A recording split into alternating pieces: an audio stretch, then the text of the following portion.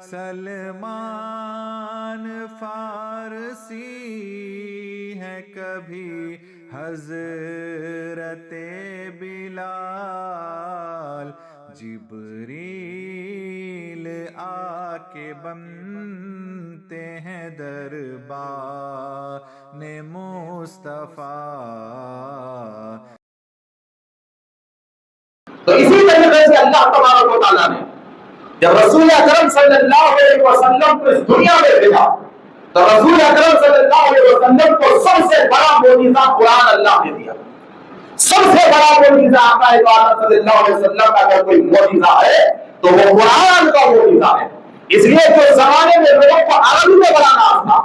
اپنی زبان پہ بڑا ناز تھا، تو اللہ تبارک و تعالیٰ نے دنیا کا سب سے فصیح، سب سے بلیغ، سب سے عظمت والا، سب سے پیارا کلام قرآن مجید عربی زبان میں نازل کر کے پوری دنیا کو چیلنج دے دیا کہ اس جیسا ایک کلام لا کر بتاؤ یا اس جیسی ایک آیت لا کر بتاؤ۔ تو قرآن مجید اس زمانے سے لے کے آج تک اور آج سے لے کر قیامت تک اور ہے کی دنیا تک لئے قوم کے سامنے چیلنج بن کے ٹھہری رہی۔ قرآن جیسا دوسرا قرآن نہ کوئی آج تک آیا اور نہ قیامت تک آئے گا۔ یہ آقا دو عالم صلی اللہ علیہ وسلم کا سب سے بڑا معجزہ۔ تو میرے دوستو، جب معجزات پیش ہوئے آقا دو عالم صلی اللہ علیہ وسلم کے 2 منٹ میں بات ختم کرتے پیش ہوئے تو کچھ لوگ جادو کر رہے تھے اور کچھ لوگ حقیقت سے متاثر ہو کے اسلام لائے اور اسلام لا کے ایسے ادب کو پیش کیا کہ ایسا ادب اور قیامت تک نہیں ملے گا۔ ایسا ادب پیش کیا کہ صحابہ کرام کے سامنے جب رسول اکرم صلی اللہ علیہ وسلم کی عظمت دل میں بیٹھ گئی تو ادب کیسا، ادب کے لیے جسم کیسا جھکا ہوا تھا دیکھیے، ادب کے لیے دل کیسا جھکا ہوا تھا تھوڑا دیکھیے کہ آقا دو عالم صلی اللہ علیہ وسلم کی ذات ہی نہیں بلکہ رسول اکرم صلی اللہ علیہ وسلم سے نسبت لینے والی ہر چیز صحابہ کرام کے پاس قابل ادب تھی۔ وہ کیا قابل ادب کیا، ان کا عشق دیکھیے، ان کا ادب دیکھیے میرے دوستو کہ حدیبیہ کی صلح کو آپ جانتے ہیں کہ رسول اکرم صلی اللہ علیہ وسلم عمرے کی نیت سے جب مکے میں داخل ہو رہے تھے تو کفار مکہ حدیبیہ کے موقع پہ روک دیے اور عمرہ کرنے نہیں دیا۔ اس ٹاپک پہ کبھی بات کریں گے، بہت ہی اعلیٰ ٹاپک ہے حدیبیہ کی، روک دیے تو رسول اللہ مدینہ واپس نہیں گئے، وہیں پہ ٹھہرے رہے بات چیت کے لیے ٹھہرے رہے کہ بھئی ہم جنگ کے لیے نہیں آئے ہیں، آپ لوگ غلط فہمی میں ہیں، ہم بات کریں گے، عمرے کے لیے آئے ہیں، مگر یہ کفار اندر آنے نہیں دی، حدیبیہ کے مقام پہ روک دیے۔ تو جب رکے تو بات چیت کے لیے ادھر سے پیغام گیا، اہل مکہ غور کرنے کے بعد عروہ نامی ایک دانشمند بہت ہی ہوشیار اور بہت ہی سنجیدہ آدمی کو قریش مکہ کی جانب سے بات چیت کے لیے بھیجا گیا کہ تم حدیبیہ کے مقام پہ جاؤ اور ان سے بات چیت کرو، ان سے کہہ دینا کہ یہ سال تو آپ طواف نہیں کر سکتے، آنے والے سال دیکھا جائے گا۔ تو وہ بات چیت کے لیے گیا، جب بات چیت کے لیے گیا تو رسول اللہ تو اپنے گھر میں نہیں تھے، رسول اللہ مسافر تھے، اور نہ مکے میں مکمل ہے نہ مدینے میں مکمل ہے،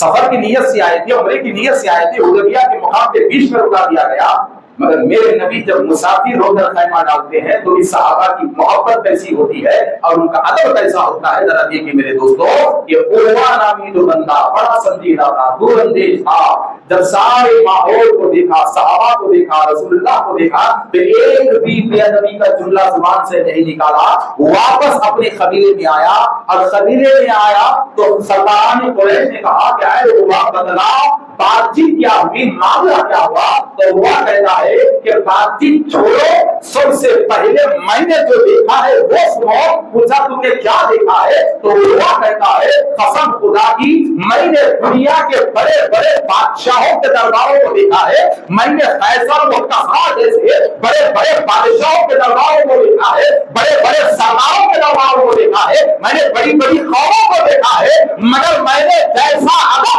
محمد مصطفیٰ کا ان کے صحابہ کرتے ہیں کسی بادشاہ کا ادب دنیا میں کسی کو کرتے ہوئے نہیں دیکھا ہے، کسی بادشاہ کا ادب دنیا میں کرتے ہوئے نہیں دیکھا ہے۔ ارے ان کے دربار کا عالم یہ ہے کہ محمد بن عبداللہ اگر ان کے درمیان بیٹھے رہے تو ان کے ادب کا معاملہ ایسے ہوتا ہے کہ وہ اپنی گردنوں کو ایسے جھکا دیتے ہیں تاکہ سامنے والوں کو یہ محسوس ہوتا ہے کہ ان کے سر کے پر اتنا بیٹھا ہوا ہے، اگر وہ سر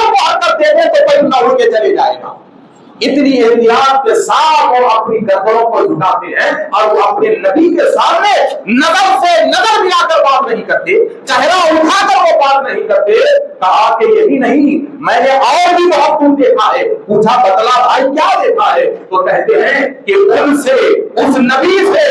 ان کے صحابہ کا, ان کے غلاموں کا, مسلمانوں کا محبت کا انتہا کا معاملہ یہ ہے. پوچھا کیا معاملہ ہے؟ کہا کہ میں نے اپنی آنکھوں سے دیکھا ہے کہ وضو کے لیے لوٹا لایا گیا, وضو کے لیے لوٹا لایا گیا اور رسول اکرم صلی اللہ علیہ وسلم وضو کے پانی کو اپنے ہاتھ میں ڈال کر اپنے ہاتھوں کو دھو رہے ہیں. تو ہوا کہتا ہے کہ میں یہ منظر دیکھ کے حیران ہو گیا کہ اس سے پہلے کہ ان کے ہتھیلیوں سے پانی کے خطرات نکل کر زمین پہ گر جاتے, صحابہ نے ان کے ہاتھوں کے نیچے اپنی ہتھیلیوں کے چھت کو بنا دیا. ان کے ہاتھوں کے نیچے اپنی ہتھیلیوں کے چھت کو بنا دیا. ان کے وضو میں خطرہ پانی بھی وہ زمین پہ گر گوارا نہیں کر رہے ہیں. ارے میں نے دیکھا کہ وہ ناک صاف کرتے ہیں تو ان کے روز کو بھی وہ زمین پہ گرے نہیں دیتے. وہ کلی کرتے ہیں تو ان کے کلی کے پانی کو بھی وہ زمین پہ گرے نہیں دیتے. وہ ہاتھ ہوتے ہیں تو ان کے پیر ہوتے ہیں تو ان کے خطروں کے دھول کو بھی وہ زمین پہ گرے نہیں دیتے. تو وہ اعلان کرتا ہے, اے اہل مکہ خبردار, یہ ایسی قوم ہے جو اپنے نبی کے وضو کے پانی کے ایک خطرے کو زمین پہ گرتے ہوئے دیکھنا پسند نہیں کر سکتی, تو وہ میدان جنگ میں اپنے نبی کے خون کو بہنا کیسے پسند کرے گی؟ کہا کہ تم اپنے قتل کا منصوبہ چھوڑ دو, ان کو قتل کرنے کا منصوبہ چھوڑ دو. وہ وضو کے پانی کو زمین پہ گرنے نہیں دیتے تو ان کے جسم سے خون بہنے کو وہ کیسے پسند کریں گے؟ میں ایسے دیوانوں کو دیکھ کر آ رہا ہوں. تو بتانے کا مقصد یہی ہے میرے دوستوں کہ اللہ تبارک و تعالیٰ نے رسول اکرم صلی اللہ علیہ وسلم کی عظمت کو بلند رکھا ہے, بلند رکھا ہے, مگر ہم میں محبت کی کمی ہے, ہم میں ادب کی کمی ہے. یاد رکھو میرے دوستوں, اگر زندگی مزیدار گزارنا چاہتے ہو, زندگی آسان گزارنا چاہتے ہو, تو ہم میں رسول اللہ کی ادب کی کمی ہے, ہم میں رسول اللہ کی محبت کی کمی ہے. ہمارے دل میں رسول اللہ کا ہر حال میں ادب ہونا چاہیے اور ہر چیز سے زیادہ رسول اکرم صلی اللہ علیہ وسلم سے محبت ہونا چاہیے. جس دن ہمارے دل میں رسول اللہ کا مقدم ادب اور آقائے عالم صلی اللہ علیہ وسلم کی ہر چیز سے زیادہ محبت ہمارے دل میں آ جائے گی, یاد رکھو اس دن ہمارا ایمان بھی کامیاب ہوگا, ہماری زندگی بھی کامیاب ہوگی. وہ صلی اللہ تعالیٰ علی خیر خلقہ محمد وعلی آلہ وصحبہ اجمعین والحمد للہ رب العالمین.